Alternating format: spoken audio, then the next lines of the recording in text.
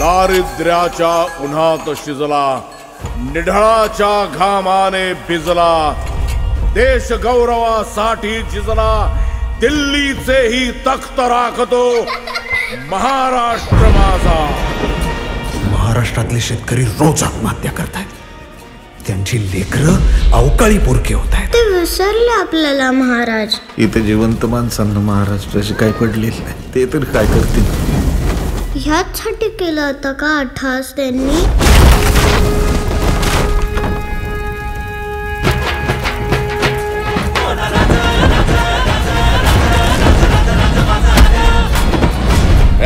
कोण आहेस तू? शिवाजी, शिवाजी, शहाजी, शहाजी, भोसले. स्वतःला काय छत्रपती समजतो? नुसतं समजत नाही. आहेच. वा वा वा.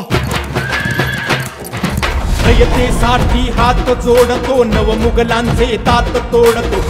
कोणी एकेकाळी बळीराजा म्हणायचे आम्हाला.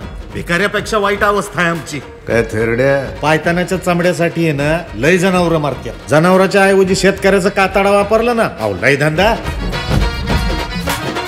शेतकऱ्यांच्या साथीनं आम्ही आमच्या स्वराज्याची गुढी उभारली.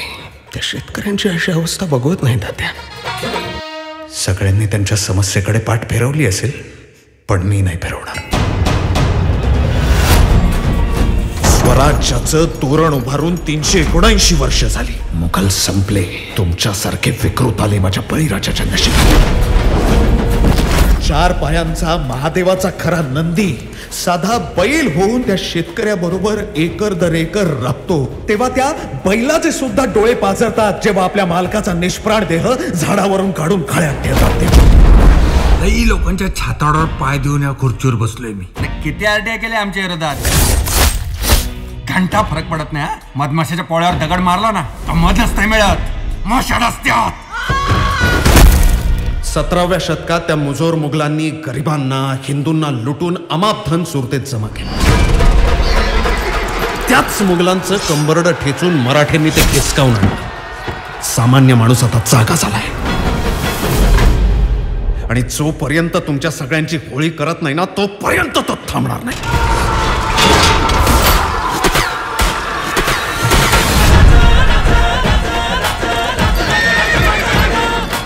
105 हुतात्म्यांच्या बलिदानानंतर मुंबई महाराष्ट्राला परत मिळवून दिली.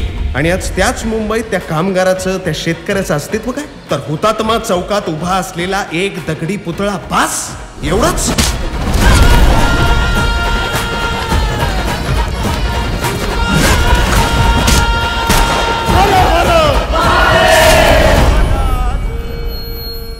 मला ना माझ्या देशातल्या शेतकऱ्यांना ना फक्त एकच गोष्ट सांगायची आहे. 5 वर्षांना तुम्ही आपल्या घरच्यांसाठीच अन्न पिकवा. मग कळेल सगळ्यांना की शेतकरी किती महत्वाचे असतात. श्वास माझा, ध्यास माझा, नसा नसात महाराष्ट्र माझा.